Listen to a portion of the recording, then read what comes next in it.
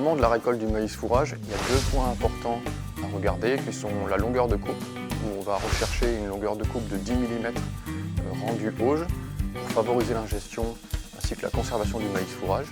Et concernant l'éclatement du grain, qui a une importance majeure afin de favoriser pleinement l'amidon, on recherchera des grains qui pour l'essentiel seront coupés en 4 morceaux.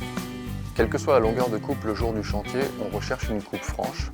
Et cette coupe franche des brins, elle est obtenue lorsque le couteau est bien ajusté avec les contre-couteaux et que les couteaux sont bien affûtés. C'est un point important des réglages qu'on a à appliquer sur l'ensileuse.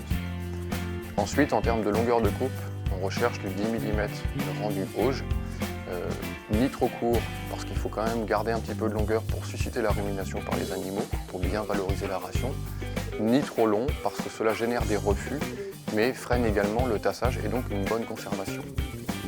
En pratique, on règle la longueur de coupe depuis la cabine de l'ensileuse en faisant varier la vitesse des rouleaux d'alimentation.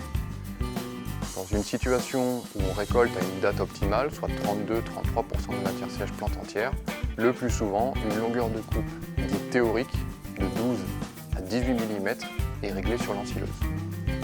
Si on est sur une récolte qui est trop tardive, en particulier avec un appareil végétatif desséché sous l'effet des conditions climatiques, la priorité est donnée à la conservation et on appliquera à ce moment-là une longueur maximale de coupe à l'ensileuse de 10 à 12 mm.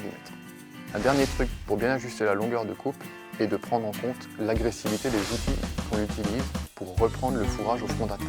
En effet, certains ont une action de recoupe, ils réduisent la taille des particules.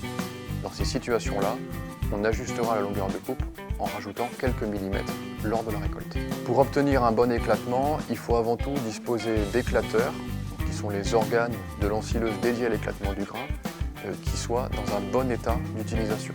Donc il faudra vérifier le niveau d'usure avant la campagne pour être sûr de la commencer dans de bonnes dispositions.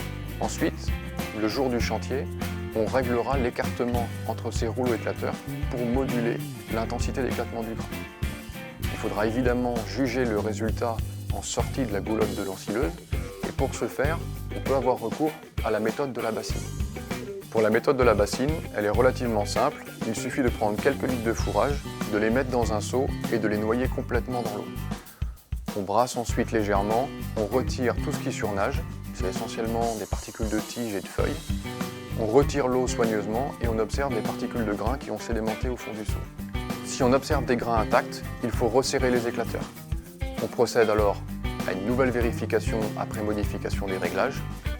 L'objectif étant de n'avoir aucun grain intact et l'essentiel des grains coupés en 4 particules. Un dernier conseil, la longueur de coupe et l'éclatement du grain que l'on vient d'évoquer sont 2 points importants lors de la récolte. Mais pour valoriser pleinement le maïs fourrage, il est important de récolter au bon stade, soit 32 à 33% de matière sèche plante entière.